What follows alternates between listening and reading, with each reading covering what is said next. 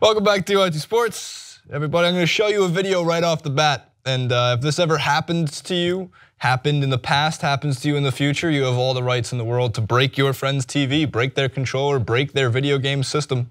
Completely fair. Take a look. There will be a minimum crisp defending there. Minutes. Now the shot.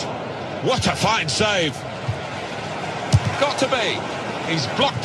Goes for goal with the header to get back in the game. Off the post. Pushed on. Superb work.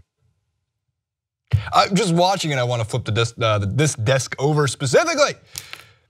But that leads to a more important conversation, the top 10 sports video games of all time. That just came from Barstool Sports, by the way. And I don't think it's originally from Barstool Sports. It came from Barstool Gaming, which came from elsewhere. But thank you, I guess, to Barstool for the credit. These are my rankings.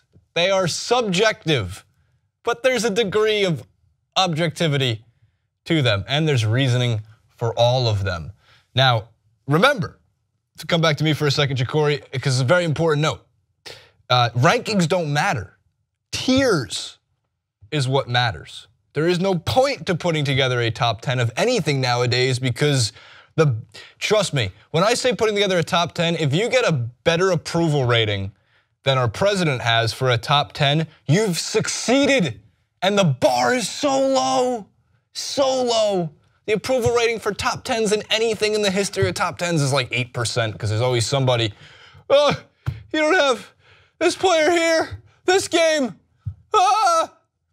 Back to the top 10 and then we'll get to tiers later because tiers are more important, they're more fair. But thank you, Ja'Cory. Mario Kart 64 is a sports video game. I don't care what you say. It's a racing game. Racing is a sport. There's a clear winner, there's a clear second place, there's a clear third place, and there's a clear eighth place, which is where everybody who faces me in Mario Kart finishes. Also, what people don't seem to understand about Mario Kart 64 is not just the racing aspect of the game, it's the complete balance of being in first place compared to being in like 5th or 6th. If you're in first place, you don't get blue shells. Granted, that would be totally awful because then the shell would go around and blue spiky shells and hit you in the face. But you only get bananas. That's all you get. Straight bananas, strategically place them, and keep your lead. But if you're in 5th or 6th, you get the red and the green shells. You might get a star. You might get the thing that makes everybody small and you can run everybody over because it's balanced. Mario Kart system, truthfully, not to bring any kind of politics into this, is just how the country should be run. If you're in first place, if you're in the top 1%, all you get is bananas. You can eat them, you can leave them behind for people to slip on and laugh at them, but you don't have that much power just because you have all of the money, right? If you're in 6th place, you get a bunch of red shells. If you're in 4th, you get some green shells. You gotta be a little bit more accurate about it. I think it's a great analogy. I found it off Instagram. Gotta be fair. I'm not the fat Jewish. I'm the skinny Jewish. Back to the list. But yeah, it's the most balanced like racing game in the history of racing games. NBA Jam. This one's gonna get a lot of critics, but NBA Jam to me is just one of the most pure fun ways to play a basketball video game. And it depends on which edition it is. I'm just talking about them collectively. I love the idea of the 2-on-2 format because it creates the best conversation when it comes, or one of the best conversations when it comes to basketball, which is who is the best duo. Now you have big fours. So like NBA Jam in 2018 would be like the big four of the Warriors versus the big four of the Minnesota Timberwolves. But the 2-on-2, you had Stockton and Malone, Jordan and Pippen, or if you wanted to play bully ball, you had Jordan and Rodman. Oh, great. You had Ewing and Starks. You could do, there were so many combos that were just oodles of fun, just oodles. The 2001 76ers AI, and it didn't matter, you just took somebody. AI and the 76ers mascot. And then as like the 2000s progressed, Kobe and Shaq were one of the most iconic duos ever. And the idea is once you got on fire, you couldn't miss, and it was, again, pretty balanced. You also got to shove people, so it was none of the soft NBA that everyone alludes to nowadays. You literally got to push people over if you were. I think if you were on fire, you could also run through people, which again, I think that should be totally acceptable in today's NBA. If you are actually lit on fire like the game depicts, by all means, you should have the power to run somebody over in the lane. In today's NBA, they call it charging foul, and then probably, hopefully, get immediate medical help. Back to the top 10 games of just history. Why is FIFA 12 up there? So this is where I started bringing in like the game changers, right? I'm super subjective with my top 2. Well, again, number 1 is not debatable, so don't even try. It's a waste of your time. FIFA 12 was the FIFA that made FIFA become the better soccer game, the better football game, if you will. It was kind of the turning point. Graphically, it became way more fluid. The controls, the realistic style of how FIFA is played, and according to like FIFA's executives, it's like their favorite. If you go to their website, it's their favorite FIFA game that they created. Although like as each new one comes out, like 3 weeks before, they have to say, I think the one coming out in September is the best one we've ever created, because obviously they work for the company. One more time, move it back. Move it back, we got more games to go over, people. MVP baseball in Madden 2004. First of all, Michael Vick was on the cover of 04. He was unstoppable and the most fun player to ever use in a Madden game. Also part of the transition of Madden becoming a much better football game. And then it started to fall off, like with 14 and 13 or Madden 50 or 25-year anniversary, whichever one it was. It just wasn't that good, and they started to fix it again. I think in the coming years there will be another great Madden game, probably better than 04 at some point. MVP baseball is the best ever baseball game ever created. Tony Hawk's Pro Skater, skateboarding is a sport. Most people anywhere in and around my age range, 5 years above or older, above or below, have played countless hours of Tony Hawk's Pro Skater. And it also had, just like NBA Street Volume 2, the 2 greatest soundtracks in the history of gaming. NHL 16, I thought out of the NHL series was the best, and then NCAA football, that was the last one that they had before finally somebody went, oh, right, we're profiting off these athletes in real life, and we're profiting off of them in computer-generated form. So wait, let's just put their numbers, because nobody will be able to tell that the best running back on the game is USC's number whatever. That wouldn't be Reggie Bush, would it? No, not Reggie Bush. Back to the list, to the red section, which is my favorite part of these lists, the royally piss off the internet list, also known as the so close list. Mike Tyson's Punch-Out, one of the best fighting games ever. Super Smash Brothers, I gotta scribble in to like between 3 and 4 or something, for obvious reasons. Backyard baseball. Why is backyard baseball on this list? I don't know if you guys know this, but Pablo Sanchez, who was one of the best backyard baseball players, was born on August 18th. It is the legend's birthday today. This might go up over the weekend. Friday, when I'm shooting it. And then SSX Tricky's really fun. And Golden Tee's at like every bar in the history of bars. So it's gotta be on the list, right? Am I crazy here? I don't play a lot of Golden Tee. I think it's better than Tiger Woods golf. What else do I got for you? Oh, tiers, right? Because that's how this works. Because rankings suck. And tiers are king. Can we move to the next graphical element, Mr. Jacory? Again, you can't argue with it. Mario Kart's the #1 game. It doesn't even share a tier with anybody. There's no point. Everybody below Mario Kart 64 is a beta, permanent beta, compared to Mario Kart 64 being permanent alpha.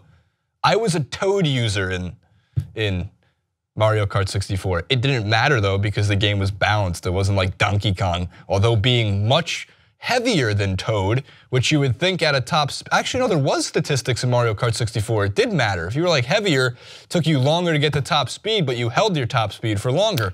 What am I even talking about? The balance is extraordinary, unbelievable. The world should strive to be more like Mario Kart 64. And then in the #2 section is a lot of the games that shape today.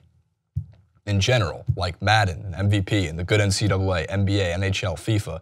And then 3, I separated in the tier system, because it's a different system, the importance of like the based on professional, like actual professional, like want to play like the players in the games, and then like the arcade style. So if you're more of a fan of arcade video games, then you would just swap everybody in 2 and 3 with each other, because it's Blitz and Punch-Out and Volume 2 and Pro Skater, like those are way more arcade-like video games opposed to the realism that comes with 2. And then lastly, because I got all day, I have my last one. I am a huge gamer. I don't know if people realize this or not, but like I suck at NBA 2K and FIFA because I don't play those games when I'm home.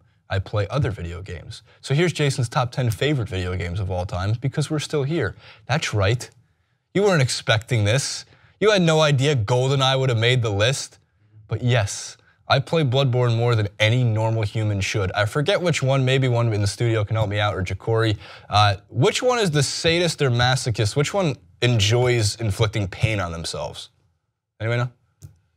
One enjoys receiving pain, masochist? I'm just gonna take Edwin's word for it, so this is not my fault. If it is, you blame Edwin. You go hashtag it's all Edwin's fault. Bloodborne is the masochist because it inflicts pain on my life, and I must be the sadist because I sit there and die over and over and over and over and over. The reason I love Bloodborne so much has nothing to do with the amount of deaths. It's the fact that it's not like any other games out there aside from the Dark Souls series, which is from the same software company, From Software. You have to learn, you have to adjust, you have to take everything you knew about other video games and play like you were playing in the 90s where there was no mini-map to take you to your objective. And if you try to run through the game, you will die. And if you try to play it correctly, you will die. And if you try to master it, you will still die. And if you try to get past any part that might look like a checkpoint, like an elevator, you still die. But when you do beat something before dying again, greatest feeling in the world. Ocarina of Time is just considered one of the greatest video games of all time, and I've played it 1,000 effing times in itself, but not as much as Bloodborne. I think I have 328 hours logged to Bloodborne on my PlayStation, so I have a full-time job. I have no excuse.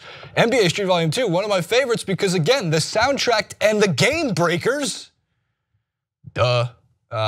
Brett Ehrlich told me about BioShock. Went home, played it, finished it just in 8 straight hours.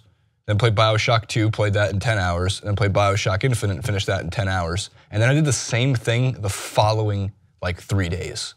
Like, get back from work, play BioShock. Story's still amazing, so much fun. That almost steampunk-esque graphics to it that make it so intense and always different ways to build things and using different utilities inside the game. Amazing. Resident Evil 4 was like the first-person shooter for a Resident Evil game, and also supremely replayable. The thing with all the games on my list, for me, the #1 value when it comes to a great video game is replayability. If you can continuously, if you beat it and you continuously want to play it over and over and over again, which is why things like Skyrim or The Witcher, which I do love, aren't on this list because you play through it once and you log so many hours to beat it once.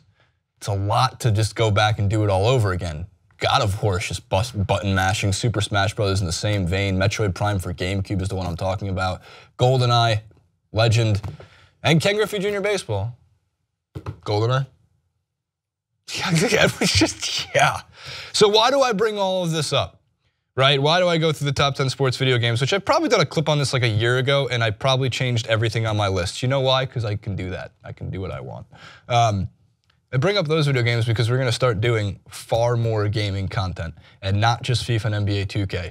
We're gonna have sports discussions with myself, with Francis, with Rick, with guests, and we're gonna be playing a lot of those games that you saw, Bloodborne's and Legend of Zelda Ocarina of Time, and Jacory's gonna be sitting there trying to beat me in NBA Street Volume 2, and he's gonna beat me in NBA Street Volume 2.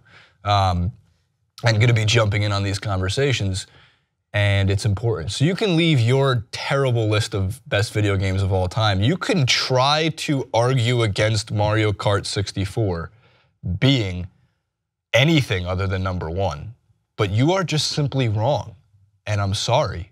But if that makes you unsubscribe, I will go find other Mario Kart 64 followers and have them subscribe back. So just agree, just agree.